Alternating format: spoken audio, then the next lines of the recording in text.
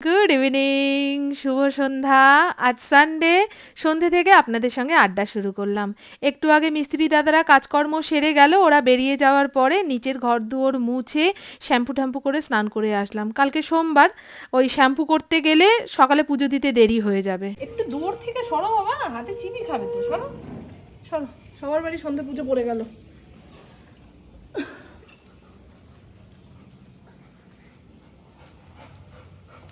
আর এখন আমি প্রত্যেকটা দিন সন্ধেবেলায় ধূপ ধুনো জ্বালিয়ে একখানা ঠাকুরের গান চালিয়ে 10 থেকে 15 মিনিটের জন্য ভগবানের সঙ্গে নিজেকে জুড়ে নেওয়ার চেষ্টা করি, যাতে মন থেকে শান্ত হয়ে যাই, মন থেকে অনেকটা জোর পাই। কারোর প্রতি আমার কোনো রাগ থাকলে সেই রাগটা যেন বেশি দিন আমার মনের মধ্যে পোষা না থাকে। কেউ আমাকে খুব কষ্ট দিয়েছে, সেই মানুষগুলোকে একটা সময়ের পরে যেন আমি ক্ষমা করে দিতে পারি। ভগবান যেন আমাকে এতটাই মানসিক জোর দেয়। ভাবুন তো, আমরা প্রত্যেকটা মানুষ যখন জন্মাই কত সরল মন নিয়ে জন্মাই, তখন মানুষকে কি সুন্দরভাবে ভালোবাসতে পারি। যেখানে যা কিছু সুন্দর দেখি সেটার প্রশংসা করতে পারি, তা দেখে আমাদের আনন্দ হয়। কিন্তু মাঝখানের সময়টুকু, ওরে বাবারে, সংসারের চাপে পড়ে এটা আমার সেটা আমার, মানুষকে প্রশংসা করলে ও বাবা আমি তো ছোট হয়ে যাব, এই এত কিছু ভাবতে গিয়ে না নিজের জীবনটা জটিল হয়ে যায়। তা ছোটবেলার মতন মন সরল শান্ত করতে গেলে ভগবানের সঙ্গে নিজেকে জুড়ে নিতেই হবে।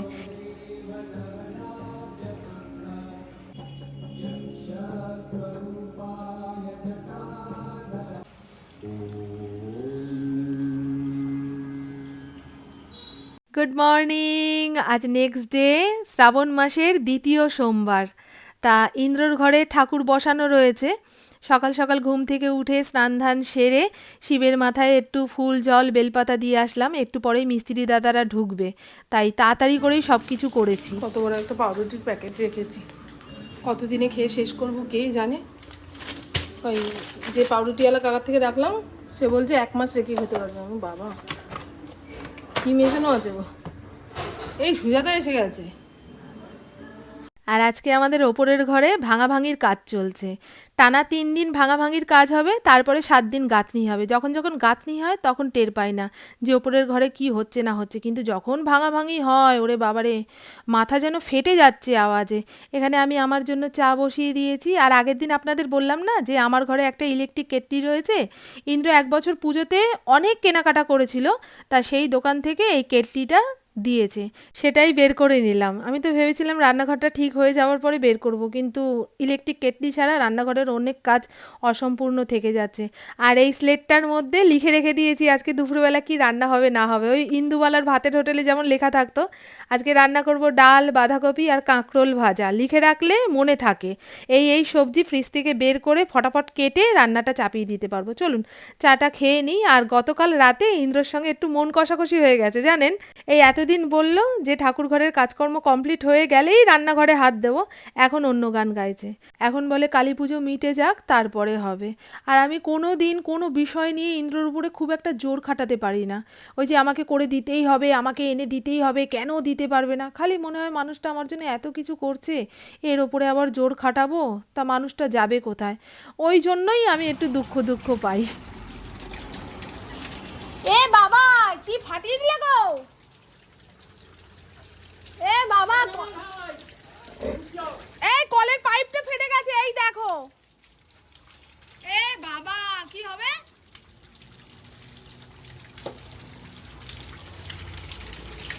ট্যাঙ্কির জল তো সব বেরিয়ে যাবে গো।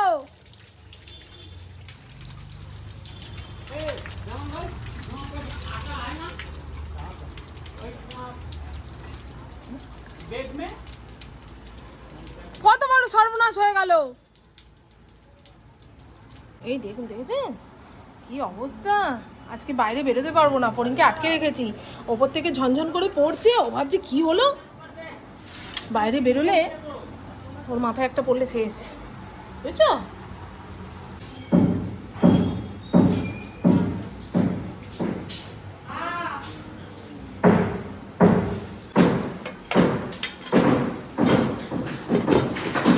ওরে বাবা রে, কি আওয়াজ হচ্ছে গো।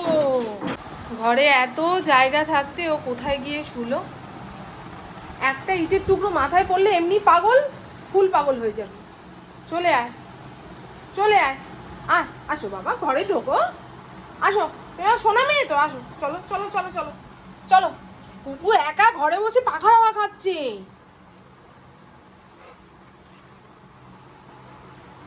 দরজাটা দিয়ে দিই, দরজাটা দেওয়া যাচ্ছে না, এই যে এখানে এটা মেলেছে না ধোয়া নাইটিটা। ঘরে ঢুকো বাবা, এই দেখ ঘরের ভেতরেও পাথরের টুকরো এসে পড়েছে। এই তো বন্ধু, ঘড়ির কাঁটা 1:45 ঘরে। এখন ভাঙাভাঙির ঠুকঠাক আওয়াজটা কমেছে, তাই ক্যামেরার সামনে এসে কথা বলছি।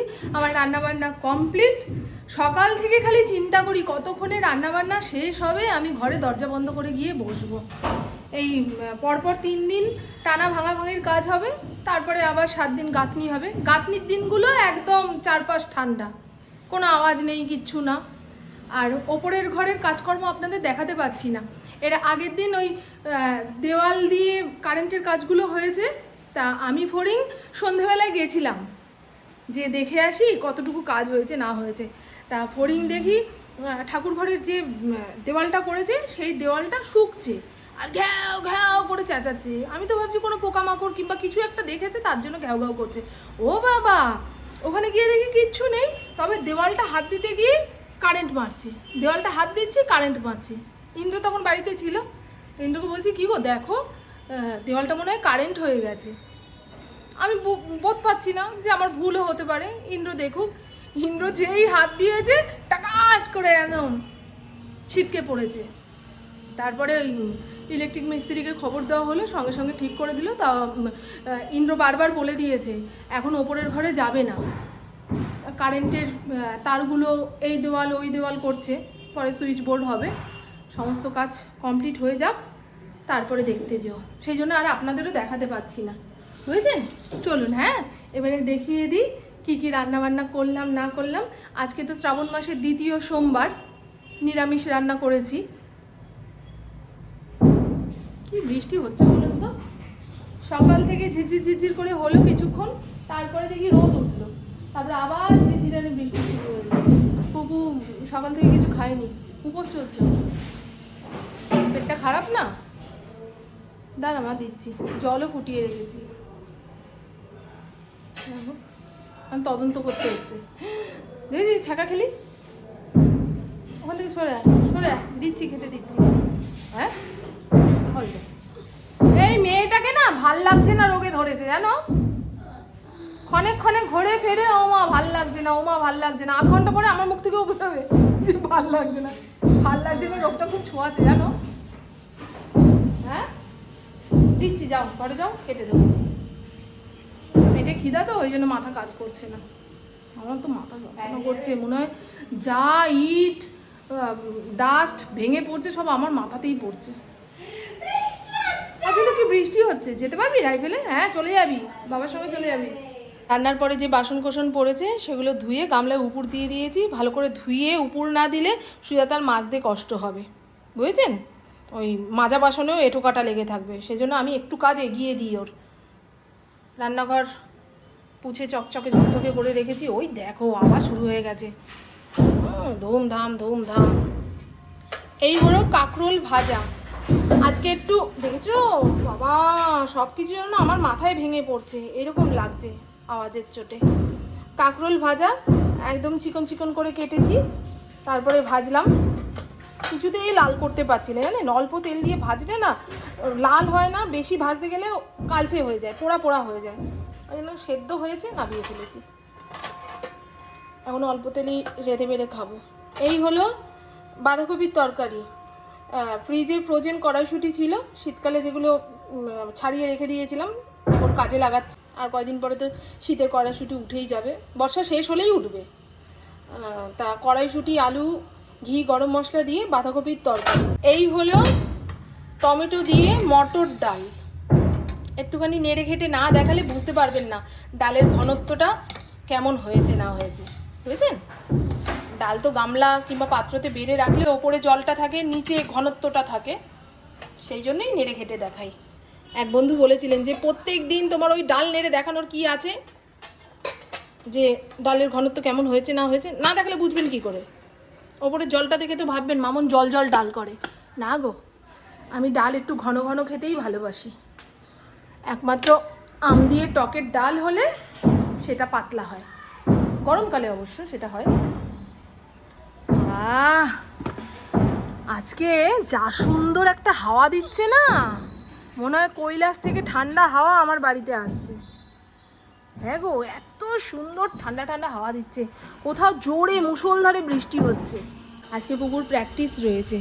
পুপু যে জ্যাকেট প্যান্ট পরে রাইফেল প্র্যাকটিস করে, তা জ্যাকেটটা টাইট হয়ে গেছে, সেটা একটু কষ্টসিষ্ট করে পরতে পারবে স্টেটের দিন, কিন্তু প্যান্টটা কোমরে খুব টাইট।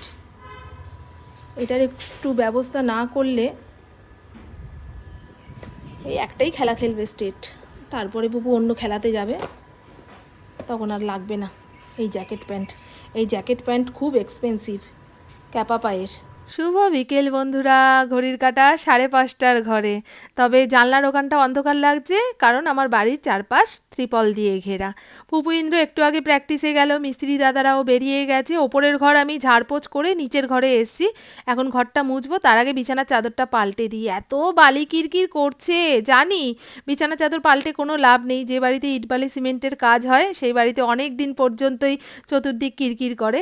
এই ওয়ার্ড্রপের ওপরটা পুরো হালকা ধুলোয় ভরে গেছে, পরিষ্কার করতে পারি না তো। এই ছোটোখাটো জিনিস দিয়ে পুপু সাজিয়ে রেখেছে, যেটা ধরতে যাই সেটাই হাত থেকে টেনে আবার ওই জায়গায় রেখে দেয়। তাহলে কি করে পরিষ্কার করব বলুন? চলুন, এই জায়গাটা যেমন পেরেছি পরিষ্কার করে নিয়েছি। আর এই বিছানার ফাঁকে কিছুটা জায়গা থাকে জানেন, সেখানে আমি আমার কিছু প্রয়োজনের বই রেখে দিই, যেগুলো অর্ধেক পড়েছি, পরে পড়বো, সেটা মনে রাখার জন্য চোখের সামনেই রাখি। আবার কিছু কিছু বইয়ের এমন লাইন রয়েছে মাঝে মধ্যে দেখতে পারলে ভালো লাগে, সেই বইগুলোও এখানে গুজে রেখে দিই। আর দুটো ডায়েরিও রেখেছি। আর আনন্দবাজার পত্রিকার সঙ্গে যে রবিবাসরীয় পেপারটা থাকে, সেই পেপারটার মধ্যে দুখানা গল্প থাকে জানেন। সেই দুখানা গল্প যদি আমি দিনের দিন পড়তে পারি তো ভালো কথা, আর না হলে ভাঁজ করে এই বিছানার ফাঁকায় রেখে দিই। পরে যখন সময় পাবো তখন ঠিক গল্পগুলো পড়ে নেব। আর ঘরটা শুকনো শুকনো করে মুছতে হবে। সকাল থেকে বৃষ্টি বৃষ্টি ওয়েদার, তারপর কেমন মেঘলা, এখন জল জল করে মুছলে মোটে শুকাতে চাইবে না। আর ঘর মোছার সঙ্গে সঙ্গে আমি অধৈর্য হয়ে পড়ি যে ঘরটা কতক্ষণে শোকাবে। আর দেখেছেন, আমার থেকেও বেশি অধৈর্য আমার ফড়িং। লাফ দিয়ে মোছা ঘরে ঢুকে পড়লো, এখন এই ভেজা মার্বেলের ওপরে পেট ঠেকিয়ে শুয়ে থাকবে। তাতে ঘা প্যাচরা বাড়ছে জানেন পেটের নিচে ওর। আর আমি ভেবেছিলাম গা ধোবো, গা ধুলে যে কি শান্তি লাগতো, কিন্তু রাতে শোয়ার আগে একবার গা ধুতে হবে, তাই এখন জামা কাপড়টাই শুধু চেঞ্জ করে নিয়েছি। বর্ষার ওয়েদারে বারবার স্নান করতে গিয়ে যদি জ্বর চলে আসে, সংসার যাবে লাটে উঠে। বুঝতেই তো পাচ্ছেন, ঘরের গৃহিণীদের অসুস্থ হলে চলবে না। আর এখানে ফড়িংয়ের জলের পাত্রটা পরিষ্কার করে ধুয়ে জল দিয়ে দিলাম। সারাদিনে 2বার জল পরিষ্কার করে দেওয়া হয়, একবার সকালবেলায়, একবার সন্ধেবেলায়। আর রাত্রিবেলায় তো আমাদের সঙ্গে ওপরের ঘরে ঘুমায়, সেখানে আলাদা জলের পাত্র রয়েছে। আর দেখুন, আজকে এই ইলেকট্রিক কেটলিটা প্রথম কোন কাজে ব্যবহার হচ্ছে। আমার ঘরে সন্ধে পুজো দেওয়া হয়ে গেছে, এখন একটু গ্রিন টি নিয়ে বসবো। আজকে দুধ চা খাওয়া যাবে না, কারণ দুপুরবেলায় বাঁধাকপি দিয়ে ভাত খেয়েছি, কেমন চোরা ঢেকুর উঠছে। আর আমার বাঁধাকপি খাওয়া উচিতও নয়, থাইরয়েড আছে তো সেই কারণে, তবুও লোভে পড়ে খেয়ে নিয়েছি। তো চলুন বন্ধু, টাটা, আজকে আসি, হ্যাঁ।